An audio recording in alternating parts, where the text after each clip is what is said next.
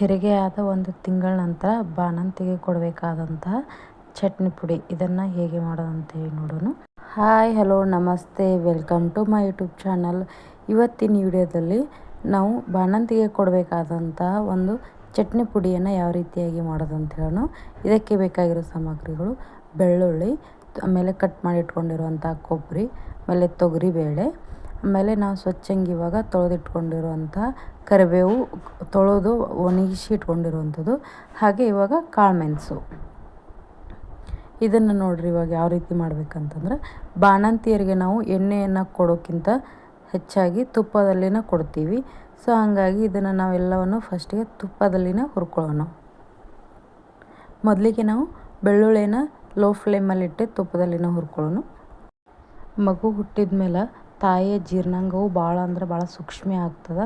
So ಹಂಗಾಗಿ ನಾವು ಬಾಣಂತಿ ಏನೇ ಕೊಟ್ಟರೂ ಅದು ನೇರವಾಗಿ ಮಗುವಿನ ಪರಿಣಾಮ ಬೀರೋದರಿಂದ ನಾವು ಬಾಣಂತಿ ಯಾವ ರೀತಿಯಾಗಿ ಫುಡ್ಡನ್ನು ಕೊಡ್ತೀವಿ ಅನ್ನೋದನ್ನು ವಿಚಾರ ಮಾಡಿ ಕೊಡಬೇಕಾಗತ್ತೆ.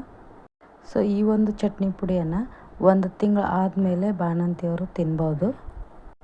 ಇದನ್ನು ನಾವು ದಿವಸದಲ್ಲಿ 1 ಸಲ ಕೊಟ್ಟರೆ ನಡೆಯುತ್ತೆ. 1 ಸಾರಿ ಚಟ್ನಿ ಪುಡಿ ಕೊಟ್ಟರೆ ಇನ್ನೊಂದು ಸಾರಿ ತಪ್ಪಲ ಪಲ್ಯನೂ ಕೊಡ್ಬೋದು. ಇದನ್ನು ನಾವು ಬಿಸಿ ಅನ್ನಕ್ಕೆ ತುಪ್ಪದ ಜೊತೆ ಸೇರಿಸ್ಕೊಂಡು ತಿಂದರೂ ಒಳ್ಳೆಯದು. ಅದನ್ನು ತಿನ್ನೋದ್ರಿಂದ ಮಲಬದ್ಧತೆಯೂ ಕೂಡ ಕಡಿಮೆ ಆಗುತ್ತೆ. ಬಾಣಂತಿಗೆ ವಾಯು ಆಗಬಾರ್ದು ಅಂತೇಳಿ ನಾವು ಇದನ್ನು ಬೆಳ್ಳುಳ್ಳಿಯನ್ನು ಕೊಡ್ತೀವಿ. ಇವಾಗ ಇದನ್ನು ನೋಡಿರಿ, ಒಂದು 5-6 ನಿಮಿಷ ನಾವು ಲೋ ಫ್ಲೇಮಲ್ಲೇ ಹುರ್ಕೋತಾ ಇದ್ದೀವಿ ತುಪ್ಪದಲ್ಲಿ. ಇವಾಗ ಬೆಳ್ಳುಳ್ಳಿಯನ್ನು ನಾವು ಪೂರ್ತಿ ಬಣ್ಣ ಕಪ್ಪಾಗೋವರೆಗೂ ಹುರ್ಕೋಬೇಕು. ಹುರ್ಕೊಂಡಾದ್ಮೇಲೆ ಇದನ್ನು ಇವಾಗ ಒಂದು ಪ್ಲೇಟಿಗೆ ನಾವು ತಕ್ಕೊಳ್ಳೋಣ ಎಲ್ಲ ಬೆಳ್ಳುಳ್ಳಿಯನ್ನು. ಸೊ ನಮಗೆ ಈ ತುಪ್ಪ ಅದರಲ್ಲಿ ಉಳಿದಿರೋಂಥದ್ದು ಬೇಡ ಅಂತಂದರೆ ತೆಗಿಲೂಬಹುದು. ಇಲ್ಲ ನಾವು ಅದೇ ತುಪ್ಪ ಒಳಗನ ತೊಗರಿಬೇಳೆಯನ್ನು ಕೂಡ ಹುರ್ಕೊಳ್ಬೋದು. ಈಗ ಇದೇ ಪಾತ್ರೆಗೆ ನಾವು ತೊಗರಿಬೇಳೆಯನ್ನು ಕೂಡ ಹುರ್ಕೊಳ್ಳೋಣ. ಸೊ ಇವಾಗ ನೋಡಿರಿ, ಬಾಣಂತಿಯರಿಗೆ ನಾವು ಕಡಲೆಬೇಳೆ ಮತ್ತು ಉದ್ದಿನಬೇಳೆನ ಕೊಡೋಂಗಿಲ್ಲಲ್ಲ. ಸೊ ಹಾಗಾಗಿ ನಾವು ತೊಗರಿಬೇಳೆಯಿಂದ ನಾವು ಈ ಚಟ್ನಿ ಪುಡಿಯನ್ನು ಮಾಡೋಣ. ಇವಾಗ ತೊಗರಿಬೇಳೆಯನ್ನು ಕೂಡ ನಾವು ಲೋ ಫ್ಲೇಮಲ್ಲಿಟ್ಟು ಒಂದು 4-5 ನಿಮಿಷ ಪೂರ್ತಿಯಾಗಿ ಹುರ್ಕೊಳ್ಳೋಣ. ಇದು ಕೂಡ ಬಣ್ಣ ಕಪ್ಪಾಗೋವರೆಗೂ, ಅಂದರೆ ಕರಮ್ ಈ ರೀತಿ ಅನ್ನೋ ಥರನೂ ಹುರ್ಕೋಬೇಕು, ಗರಿಯಾಗಿ. ಸೊ ಆವಾಗ ಮಾತ್ರ ಚಟ್ನಿ ಪುಡಿ ನೀಟಾಗಿ ಪುಡಿ ಆಗುತ್ತೆ. ಬಾಣಂತಿಯರಿಗೆ 1 ತಿಂಗಳು ತನಕ ಯಾವುದೇ ರೀತಿಯಾದಂಥ ಬೇಳೆನ ಕೊಟ್ಟಿರಲ್ಲ. ಸೊ 1 ತಿಂಗಳು ಆದಮೇಲೆ ನಿಧಾನವಾಗಿ ಸ್ವಲ್ಪ ಬೇಳೆಯನ್ನು ಕೊಡಲಿಕ್ಕೆ ರೂಢಿ ಮಾಡಿದ್ದೀವಿ ಅಂದರೆ ಅವರಿಗೂ ಜೀರ್ಣಕ್ರಿಯೆ ಮಾಡ್ಕೊಳ್ಳಿಕ್ಕೆ ಹೆಲ್ಪ್ ಆಗುತ್ತಿದ್ದು. ಇವಾಗ ನೋಡಿದ್ದು ಕಲರ್ ಕೂಡ ಚೇಂಜ್ ಆಗ್ತಾ ಇದೆ. ಸೊ ಇವಾಗ ಇದನ್ನು ನಾವು ಒಂದು ಪ್ಲೇಟಿಗೆ ಮತ್ತೆ ಎತ್ತಿಟ್ಕೊಳ್ಳೋಣ.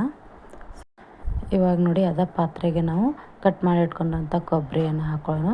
ಕೊಬ್ಬರಿನ ನಾವು ಕಟ್ ಮಾಡಿ ಸಹಿತ ಹುರಿಬೋದು, ಇಲ್ಲಾಂದರೆ ಬೇಡ ಅಂತಂದರೆ ನಾವು ತುರಿದು ಸಹಿತನ ಇದನ್ನು ಹುರ್ಕೊಳ್ಬೋದು. ನಾವು ಈಗ ಇದನ್ನು ಕೂಡ ಲೋ ಫ್ಲೇಮಲ್ಲಿಟ್ಟು ಒಂದು 4-5 ನಿಮಿಷ ಹುರ್ಕೊಳ್ಳೋಣ. ಇದು ಸಹಿತ ಪೂರ್ತಿ ಕಲರ್ ಕಪ್ಪಾಗೋ ತನಕ ಹುರ್ಕೊಳ್ಳೋಣ. ಇವಾಗ ಇದು ಕೊಬ್ಬರಿನೂ ಹುರಿದಾಗಿದೆ. ಇದನ್ನು ನಾವು ಅಲ್ಲೇ ಪಾತ್ರೆ ಒಳಗನ ಒಂದು 5 ನಿಮಿಷ ಪೂರ್ತಿ ಗ್ಯಾಸ್ ಆಫ್ ಮಾಡಿ ಬಿಟ್ಬಿಡಬೇಕು, ಅಂದರೆ ಗರಿ ಆಗುತ್ತಿದ್ದು. ಇವಾಗ ಇದನ್ನು ಸಹಿತ ನಾವು ಒಂದು ಪ್ಲೇಟಿಗೆ ಹಾಕ್ಕೊಳ್ಳೋಣ, ಆರಲಿಕ್ಕೆ ಬಿಡೋಣ. ಈಗ ಆದಮೇಲೆ ನೋಡ್ರಿ, ಕರಿಬೇವನ್ನು ಹುರ್ಕೋತಾ ಇದ್ದೀನಿ. ಇದು ಪೂರ್ತಿ ಲೋ ಫ್ಲೇಮಲ್ಲಿಟ್ಟು ಒಂದು 2 ನಿಮಿಷ ಅಷ್ಟೇ ಹುರ್ಕೊಂಡ್ರೆ ಸಾಕು, ಬೇಗನೆ ಇದು ಗರಿ ಆಗುತ್ತೆ. ಇವಾಗ ಇದನ್ನು ಕೂಡ ಒಂದು ಪ್ಲೇಟಿಗೆ ತಗೊಳ್ಳೋಣ. ಇವಾಗ ನೋಡಿರಿ, ಕಾಳುಮೆಣಸು, ನಂಗೆ ಖಾರ ಕಡಿಮೆ ಬೇಕಂತ ಕಮ್ಮಿ ಹಾಕ್ಕೊಂಡಿನಿ. ಇಲ್ಲ ನಿಮ್ಗೆ ಖಾರ ಜಾಸ್ತಿ ಬೇಕಿದ್ದರೆ ಸಹಿತ ಇದನ್ನು ಜಾಸ್ತಿನೂ ಹಾಕ್ಕೊಳ್ಬೋದು. ಇದನ್ನು ಸ್ವಲ್ಪ ಒಂದು 2 ನಿಮಿಷ ಅಷ್ಟೇ ಹುರ್ಕೊಂಡು ಇದನ್ನು ಸಹಿತ ಇವಾಗ ಒಂದು ಪ್ಲೇಟಿಗೆ ತೆಗಿತಾಯಿದ್ದೀನಿ. ನೋಡಿರಿ, ಇವಾಗ ಎಲ್ಲವನ್ನು ಹುರ್ಕೊಂಡಾಗೈತಿ. ಇದನ್ನು ಒಂದು 5 ಒಂದು 8 ನಿಮಿಷ ಆದ್ರೂ ಆರಲಿಕ್ಕೆ ಪೂರ್ತಿ ಬಿಟ್ಟು ಇವಾಗ ಒಂದು ಮಿಕ್ಸಿ ಜಾರಿಗೆ ನಾನು ಹಾಕ್ಕೊಳ್ತಾ ಇದ್ದೀನಿ. ಇದನ್ನು ನಾವು ಪೂರ್ತಿಯಾಗಿ ನುಣ್ಣಗೆ ರುಬ್ಕೋಬೇಕು ಇದನ್ನು. ಇವಾಗ ಇದಕ್ಕೆ ನಾವು ಸ್ವಲ್ಪ ರುಚಿಗೆ ತಕ್ಕಷ್ಟು ಉಪ್ಪನ್ನು ಕೂಡ ಹಾಕ್ಕೊಳ್ಳೋಣ. ಇವಾಗ ಇದನ್ನು ಮಿಕ್ಸಿ ಮಾಡೋಣ ಪೂರ್ತಿಯಾಗಿ ನಾವು. ಇದ್ರಾಗ ನೋಡಿ, ಮೆಣಸನ್ನು ಯಾಕೆ ಹಾಕಿದ್ದೀನಿ ಅಂತಂದ್ರೆ, ಬಾಣಂತಿಯರಿಗೆ ಹಸಿ ಮೆಣಸಿನ್ಕಾಯಿ ಅಥವಾ ಕೆಂಪು ಮೆಣಸಿನ್ಕಾಯಿ ಕೊಡಬಾರ್ದಲ್ಲ, ಹಾಗಾಗಿ ಕಾಳುಮೆಣಸನ್ನು ಹಾಕ್ಕೊಂಡಿದ್ದೀನಿ. ಇವಾಗ ನೋಡಿರಿ, ಇದು ಪೂರ್ತಿ ಮಿಕ್ಸಾಗಿ ಪುಡಿಯಾಗಿದೆ. ಇದಕ್ಕೆ ಬೇಕಿದ್ರೆ ಮತ್ತು ನಾವು ಸ್ವಲ್ಪ ತುಪ್ಪೊಳಗೆ ಸಾಸಿವೆ ಆಮೇಲೆ ಹಿಂಗನ್ನು ಹಾಕ್ಕೊಂಡು ಒಗ್ಗರಣೆನೂ ಕೊಡ್ಬೋದು. ಇಲ್ಲ ನಮಗೆ ಬೇಡ ಅಂತಂದ್ರೆ ಹಾಗೇನೂ ತಿನ್ಬೋದು. ಇದನ್ನು ಬಾಣಂತಿಯರು ಅಷ್ಟೇ ಅಲ್ಲ ಯಾರು ಬೇಕಿದ್ದರೂ ತಿನ್ಬೋದು. ಇದಕ್ಕೆ ಮತ್ತು ನಿಮಗೆ ಏನು ಎಕ್ಸ್ಟ್ರಾ ಬೇಕಿದ್ರೂ ಬಾಣಂತಿಯರಿಗೆ ಬೇಕಾದನ್ನು ತೆಗೆದಿಟ್ಟು ನಿಮಗೆ ಏನು ಅಂದರೆ ಜೀರಿಗೆ ಅಥವಾ ಕೆಂಪು ಮೆಣಸು ಬೇಕಂತಂದ್ರೆ ಹಾಕ್ಕೊಂಡು ಮಿಕ್ಸ್ ಮಾಡಿ ತಿನ್ಬೋದು ಇದಕ್ಕೆ.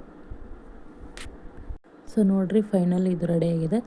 ಇದು ಚಟ್ನಿ ಪುಡಿ ಲೈಕ್ ಆಗಿತ್ತು ದಯವಿಟ್ಟು ನನ್ನ ಚಾನಲ್ಗೆ ಸಬ್ಸ್ಕ್ರೈಬ್ ಮಾಡಿ. ಕಣ್ಣಲ್ಲಿ ನೀರು ಬರದೇ ಇದ್ದಿದ್ರೆ ಕಣ್ಣು ಅಷ್ಟು ಸುಂದರವಾಗಿ ಕಾಣ್ತಾನೇ ಇರಲಿಲ್ಲ. ಹೃದಯದಲ್ಲಿ ಭಾವನೆಗಳೇ ಅಥವಾ ನೋವುಗಳೇ ಇರದಿದ್ದರೆ ಸಂತೋಷದ ಬೆಲೆನೇ ಗೊತ್ತಾಗ್ತಿರಲಿಲ್ಲ. ಎಲ್ಲರಿಗೂ ದಿನ ಶುಭವಾಗಲಿ.